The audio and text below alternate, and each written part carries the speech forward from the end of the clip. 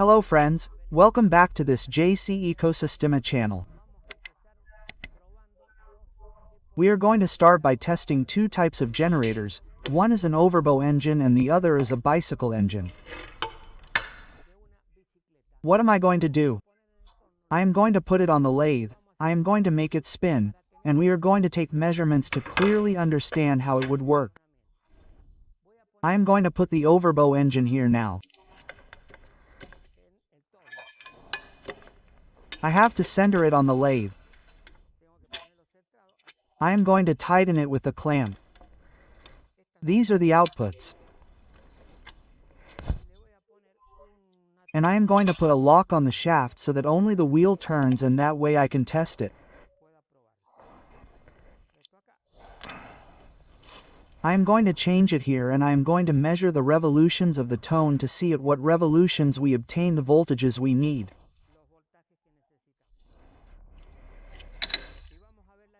And we are going to see the difference with respect to the bicycle engine, that with much fewer revolutions produces the same energy and also more. Well, there I have the 3 Fs.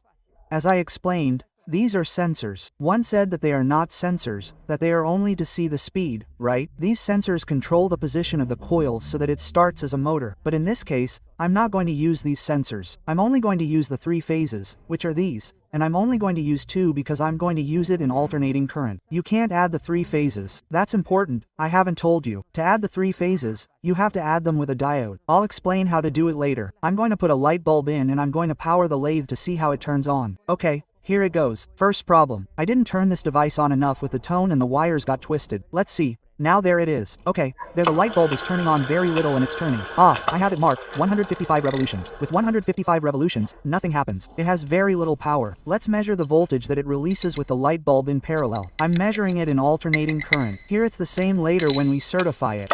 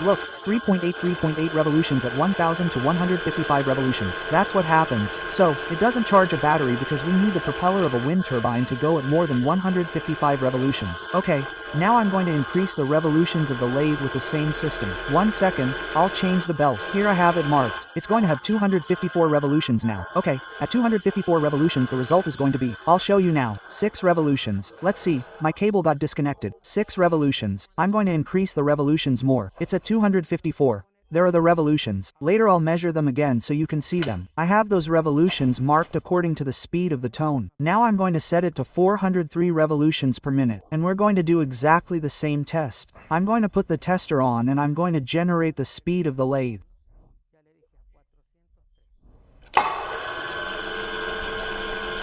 I already told you at 403. At 403 revolutions, a single phase of the generator is at 10 volts, 8. Let me tell you, this is alternating current.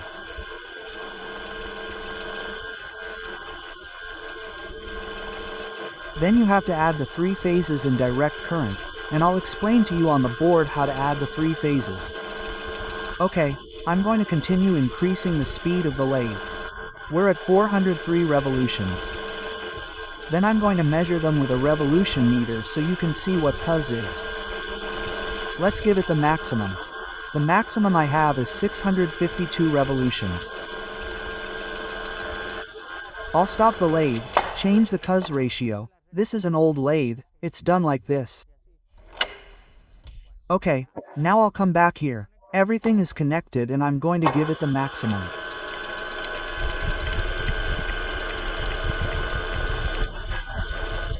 There it would be at 17 revolutions, but the overboard motor has to turn at 652 revolutions. I want you to look at it carefully.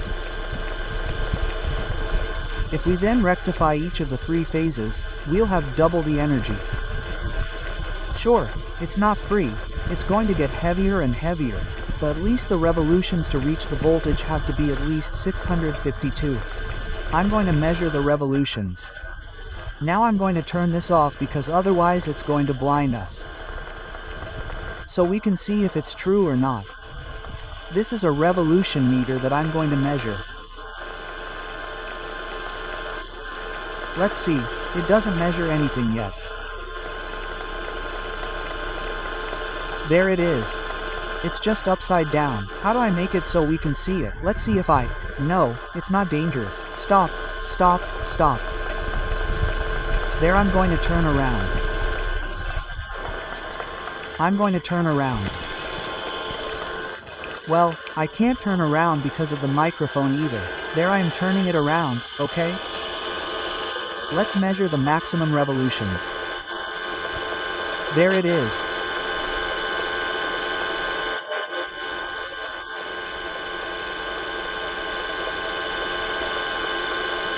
656. It doesn't stabilize there.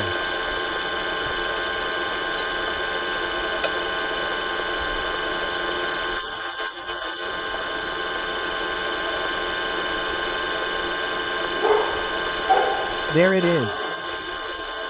657. That's the revolutions.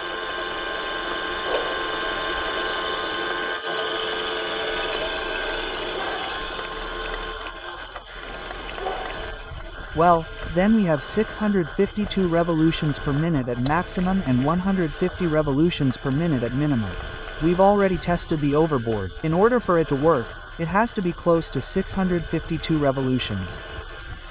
It is likely necessary to use a multiplier or a single blade turbine with 2 blades. A 2-blade turbine has more revolutions and has to be in a very windy area. What am I going to do now? I am going to put the bicycle engine in, but I am going to make a cut because it is going to take time. I have to change the jaws of the lathe. In this case, this has to have a larger diameter to grip. And I am going to change the jaws.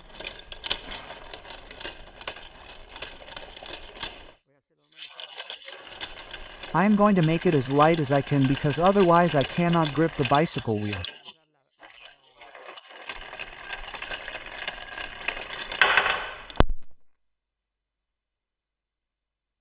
Well, I have already changed the jaws, which is very important to change because the diameter does not give. The jaw that you have to put on depends on what you want to grip. This is the jaw. It is quite heavy. When I changed it, it fell to the ground and cut the microphone cable. I don't know if you noticed that in an instant it was completely without audio. Look where it fell. What a coincidence. The clamp fell to the ground and cut the cable. We had to add it. We are back in the race. The clamps are changed and so now I am going to test the possibility of how much this bicycle wheel loads on the generator. Whichever one is bigger, the only important thing is that it will generate more amps, but the revolutions are given by the diameter that has many more magnets, as I explained. I am sure that with much fewer revolutions it will produce more energy. Why? Because it has 54 magnets when the overboard has fewer. We have already verified that the overboard with 652 starts to work well, and if not, we need to put a voltage booster. Let's test the bicycle wheel with the first speed of the lathe, which is this one here. This is the first speed, the slowest. I am going to start it up. Well, there it is spinning. Here I have the cables and I am going to put the light bulb on.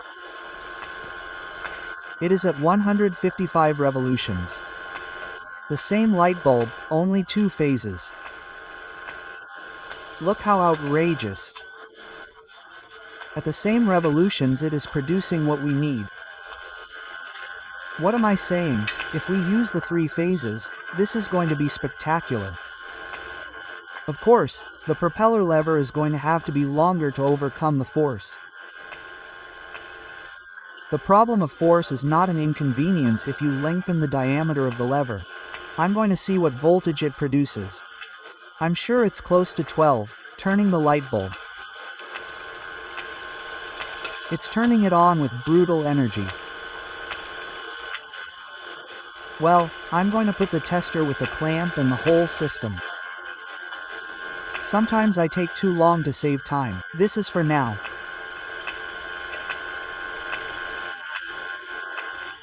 I put the clamp of the phase with the one of the tester and the bulb, and I have to do the same with the other one, and on top of that I'm blinding myself. Well, I'm going to turn it on in alternating current. Look how much it's producing.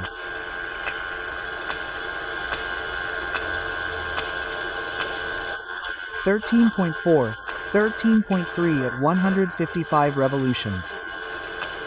At 155. Sometimes it's the advantage that this wheel has and I'm using only 1 phase. Now I'm going to give it more revolutions. I'm going to set it to 200 revolutions. Let's see what happens. I'm going to leave everything installed. I'm stopping the lathe. I'm increasing it to another point, which was 254 revolutions. I already measured them. Well, now let's see what happens. I might burn out the bulb. I hope not. Oh, the bulb went out pretty strong and this exceeded 20 volts. Let's see. It's really blinding me. I can't see anything. I have to put it here on the power supply. Everything is wrong. I have to look. I'm going to stop. I'm going to put it on voltage. There it is. At 200V I'm going to put it on because look, with the bulb and everything, it's 21 volts at 256 revolutions. 200 is fabulous. This would work for a wind turbine. In short, it depends on the wind in the area.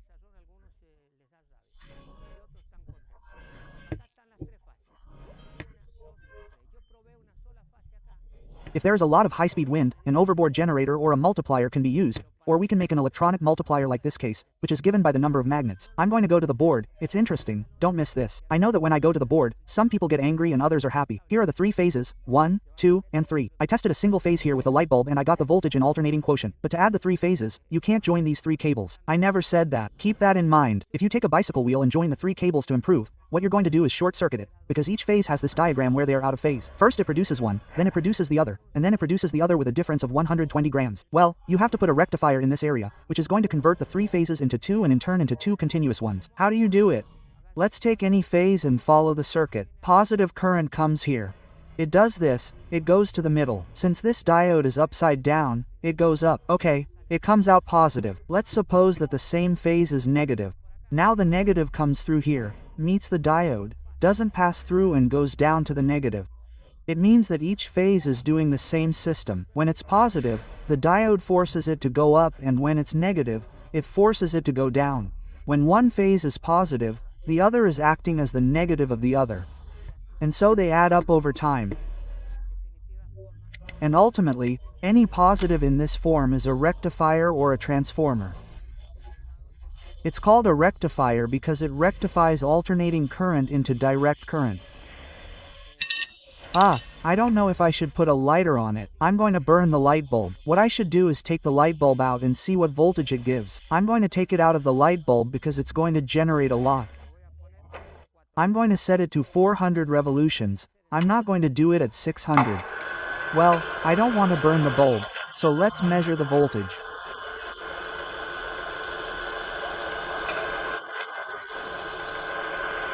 "36V, and that's correct because at 400 revolutions the motor goes at about 40 kilometers per hour and the motor uses 36 volts batteries, so it's perfect. I'm going to take it to 600 revolutions. Anyway, I don't have the bulb right now.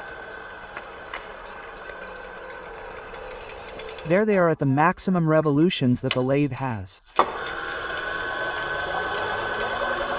600, it gives 59 volume. 59 volume. If instead of putting 48 volume on this bike, one puts 36 or 60 volume, it will go at about 70 kilometers per hour. Of course, I don't know if the coils can handle it. I'm testing a single phase in alternating current. When we add the 3 phases in direct current, the amperage increases. In short, and to end up at 155 revolutions per minute, spectacular. And we can rectify the 3 phases and get triple the amps. Friends, until next time, the idea is that you subscribe, keep commenting, and we will continue with this type of videos that are very instructive. Bye.